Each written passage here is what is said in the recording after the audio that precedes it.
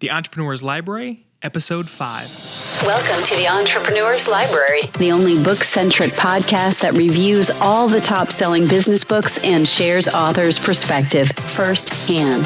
This is your resource to finding the next great book that will enable you to grow personally and professionally. Welcome your host, Wade Danielson. Thank you for joining us today on the EL. Today we have Drew Boyd, author of Inside the Box. Welcome, Drew, and thank you for joining us on the Entrepreneur's Library. Thanks. Nice to be here. Will you take just a moment to introduce yourself and tell us just a little bit about you personally?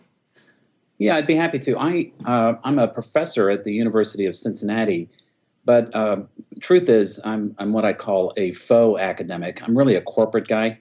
I've been in large organizations for over 30 years, and 17 of those years were at the global healthcare company Johnson & Johnson, which is where I learned this method that the book is about. Oh, fantastic. Thank you for sharing that. Now let's jump right into your book, Inside the Box, which was just made available for purchase on June 10th, 2014. And Drew, we're going to move quickly, but here are some of the top questions our listeners would love to get answered. What was the inspiration for you behind writing Inside the Box? Yeah, it's really inspired from two perspectives. One is what I alluded to before, my time at Johnson & Johnson. We were very desperate to find an innovation method to create new medical products. And we spent millions of dollars looking for a method. And just by chance, I happened to find out about this method called systematic inventive thinking.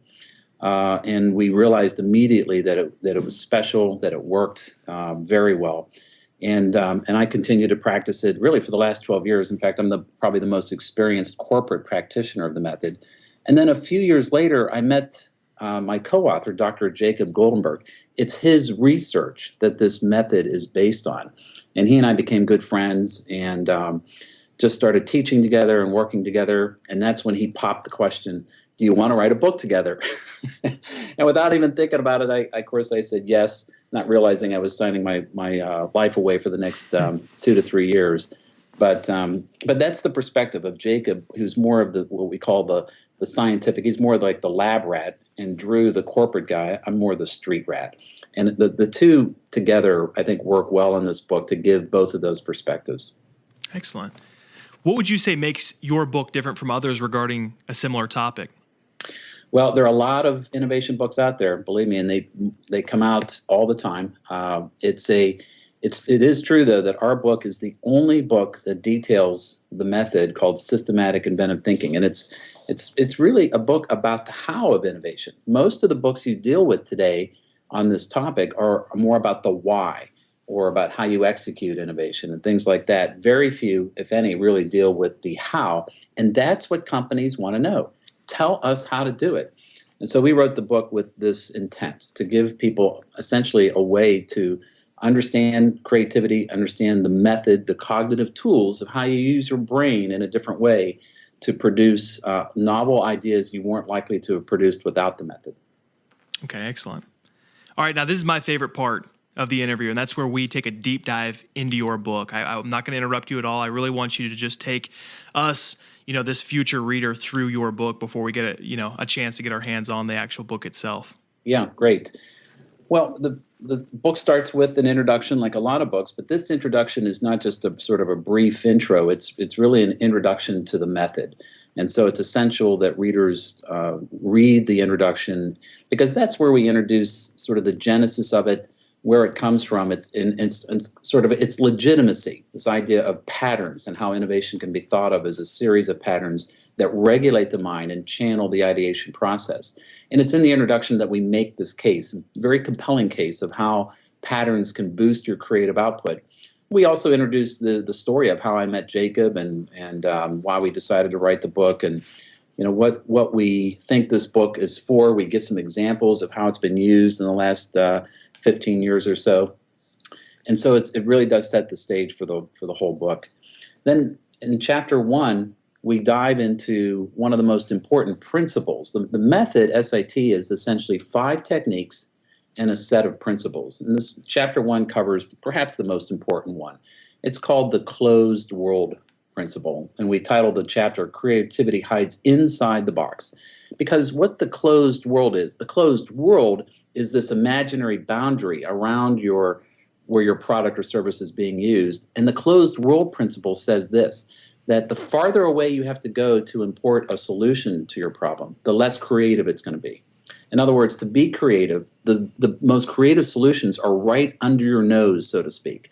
And so what the 5 techniques do is they facilitate your brain to utilize resources immediately around you to generate the most creative solutions possible. Very important chapter. Then the next 5 chapters detail each of the 5 techniques, with chapter 2 starting off with what's called the subtraction technique.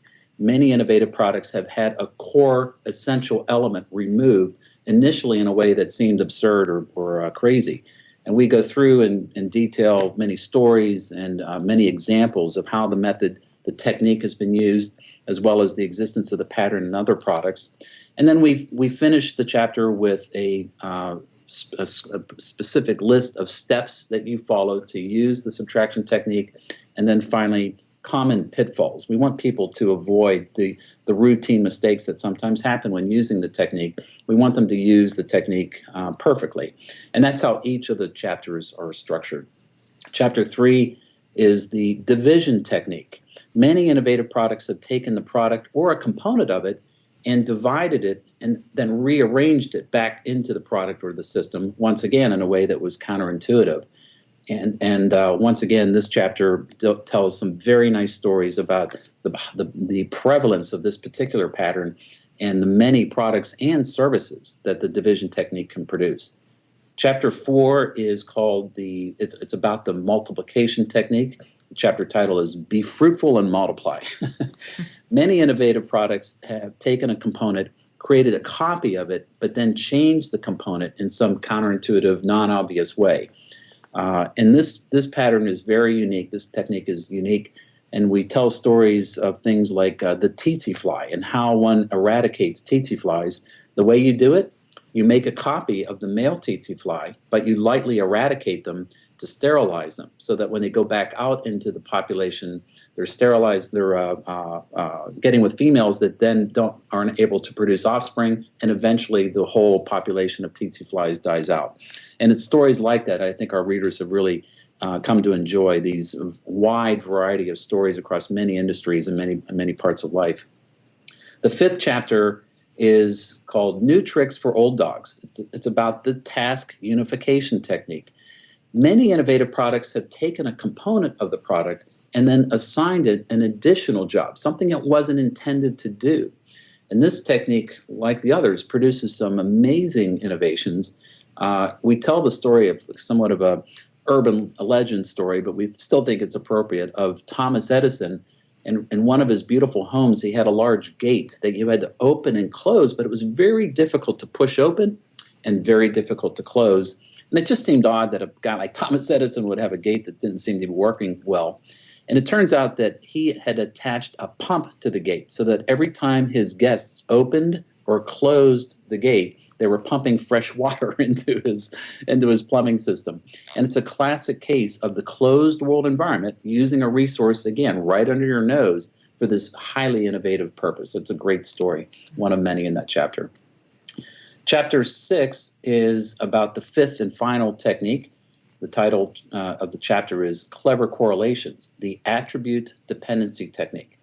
Many innovative products, in fact the majority, have taken a variable or an attribute of the product and an attribute of its environment and created a dependency between them. As one thing changes, another thing changes. Think of transition sunglasses. When you go outside with transition sunglasses, the brighter the light, the darker the lens gets. That's a classic example of the attribute dependency technique. And like all the other chapters, we teach explicitly how to use this particular technique and end the chapter again with common pitfalls so that people can perfect their use of the technique. Chapter 7 takes a little bit of a deviation in that we talk about what are called contradictions. The title of the chapter is Contradictions, A Path to Creativity. Most people think that contradictions are a barrier to creativity. A contradiction is when you have two opposing ideas that can't exist at the same time. And so, what we do in this chapter is show people how just the opposite is true, that contradictions are a source of creative thinking. And we do this by showing people how to use the 5 techniques to solve contradictions, to resolve them. And this is applicable in things like contract negotiations, where two sides are competing. They have the contradiction of competing for the same thing. How it might work in business situations where you need more resources, but you don't have the money to purchase it. A lot of our life is faced with these so-called contradictions. And if you know how to break them, guess what? You become a highly innovative person. And this is a great chapter. Our final chapter, simply enough, is titled Final Thoughts, Chapter 8. And here, Wade, we're really trying to give people a sense that creativity is the way you make the world a better place. And we want people to feel the sense of empowerment, that they can learn innovation. Creativity is a skill. It's not a gift. It's not something you're born with. You can use these 5 techniques to boost your creative output, no matter where you are in the creativity scale. I have to finish with the epilogue. The epilogue tells a very, very nice story about my experience teaching children, as little as 3rd grade children, this method, and the surprising result of how these children were so capable of using this method to produce innovative ideas. And the message simply is this, that if a 3rd grader can do it, then executives and people from all walks of life in business or other professions should be able to innovate with this message as well. So that's a tour of the book, chapter by chapter. We end with acknowledgments, of course. We had many people help us along the way, and we give proper credit to those friends and colleagues that have inspired us throughout this writing of this book. Great. You did an awesome job of taking us through the book and talking about a couple of the different techniques. But if there was only one concept or principle or action item that a reader could take out of your entire book, what would you want that to be? The idea that I would take out of the book is that this idea that innovation is a skill. It's not a gift. It's a skill that can be learned, and learned in a systematic way by harnessing the power of patterns and how those patterns can regulate your thinking, channel your ideation, and make you create concepts that you weren't likely to have created on your own. Great. So you spent a ton of time, from what it sounds like, you guys have spent a ton of time on putting this book together. And so I want to give you an opportunity to kind of brag on yourself. What is a quote that you guys came up with, or that you look back at your book that you're really, really proud of, a quote that you guys have in there? Yeah, the quote in the book that it is not ours, to be honest with you, but it's still my favorite quote in terms of innovation. And it's by Harry McCallendon. And the quote goes like this: "The world leaders in innovation will also be the world leaders in everything else." And man, I can't think of a quote that says it better. That really just gives people the impetus to understand the importance of innovation, and whether you're at a personal level, at a corporate level, at a state, national level. Innovation is essentially how we compete in the world, how we overcome our challenges, overcome our adversaries, and make the world a better place. And that quote sums that up very nicely. Yeah, I agree. Drew, if there was only one book that you could recommend to our listeners based on the way it has impacted your life, and it can be on the same topic or it can be any book at all, what would that be? The one book I'd recommend is called The Act of Creation. It's an old book. It's by a guy named Arthur Koestler. It's spelled Koestler, Arthur Koestler. I found it in a book that was printed in 1963. It's out of print now, but I'll tell you what, it's a book that I take with me on trips over and over. It's really inspired me to think about creativity throughout the ages and how it's occurred in different ways, and what the various metaphors about innovation and creativity. It really was an inspiration in a lot of ways for our book as well, because the research by Jacob it would formalize this idea of systematic creativity. But Koestler really laid down that foundation for thinking about creativity. I highly recommend it. Excellent. Drew, thank you for your time today. Before we depart, can you recommend the best way for our listeners to get more information on you and Inside the Box? To get more information about the book, I'd recommend readers check out a few resources. One is our website called insidetheboxinnovation.com. But I also have a blog called Innovation in Practice, and I've been blogging for about 7 years now. I blog religiously just about this method and its application in a wide variety of scenarios. So if you look at the blog as a supplement to the book, that'd be a good way to consume it.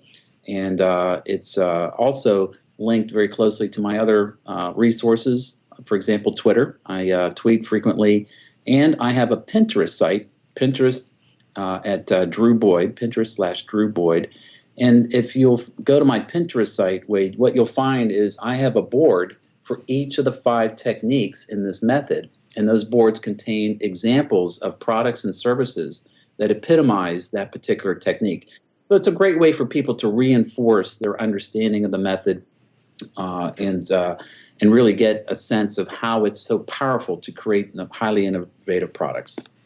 Great. I'm glad you took the time to go through those different resources, because I believe that after people read this book, and like I said, I'm not all the way through just yet, but I already know that I'm going to be hitting up the blog, some of these websites, some of this stuff to look for some more depth and some more information, some more examples. So I appreciate you sharing that.